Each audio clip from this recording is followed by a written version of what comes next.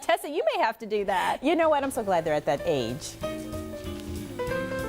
Thanks, Sonia. A wedding and a baby. Well, different celebs, though. Entertainment analyst Penelope Jean is here with more. All right, we've got lots of juicy stuff to get to.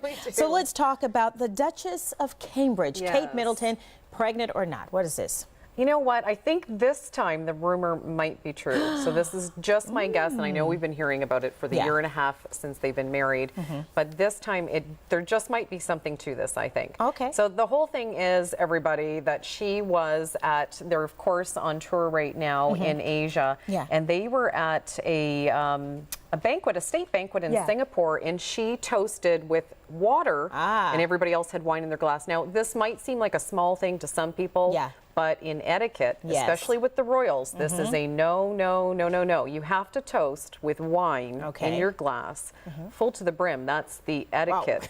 So, and she in the past has, you know, partaken she certainly has. So I think there might be something to this one, Tessa. All right, but there's something new. She's in the news again. Yeah, that came out this morning. Topless photos? How did this happen? Just before they went on this trip, they spent 4 days in France at a private estate, which was kind of considered kind of a second honeymoon or a mini vacation for them. And they have very little time to do something like this, certainly away from home. And some paparazzi with a long lens camera had taken a photo of her, and she was... Through the window or something like that?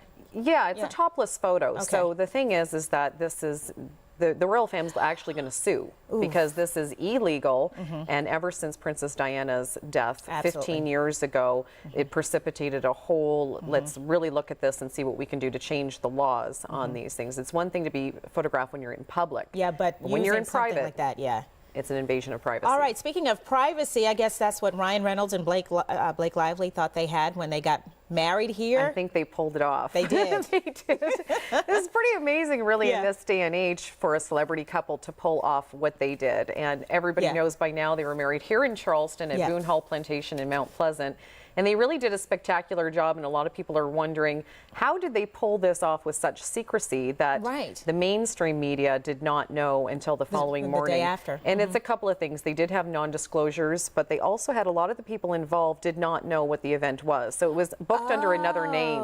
The cake maker, all of the decorations, rentals of different things, tents. It was not booked under their name, of course. That was one of the precautions. That would give it away for sure. But however, Star Magazine got something wrong. You want to show us this? I love this. This was in there in the Star Magazine the day after the nuptials. Yeah, so if you look at the date, we don't need to zoom in, but it's September 10th. Yeah. So the day after they get married, this is what comes out in Star Magazine, Blake that the couple is cooling down, and then you have Patty Stanger, who's the millionaire matchmaker, saying, this is great, I'm going to read it to you. She says, Blake thinking that she could make Ryan commit fresh out of a divorce really shows how young she is, and it goes on and on. But I love this stuff. We could do a whole segment on how to not believe everything that you read, people, in these magazines. All right, now let's talk about for some of our local people here. You know, Charleston's starting to become a really big boom city for talent and actors, and so there is a workshop that's coming up.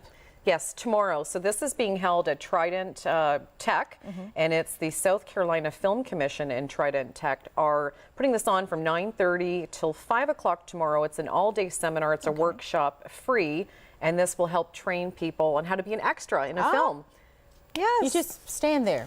No, I think there must be more to it for them to do this all day. But have patience is one of it. Yes, South Carolina has really become a mecca, and in fact, our sponsor, Charliewood Pictures, is you know, one of the reasons why that's happening. All right, Penelope, as always, thank you very much. Well, we're back next with NFL star and actor Ed Marinaro. He's new to the Lowcountry.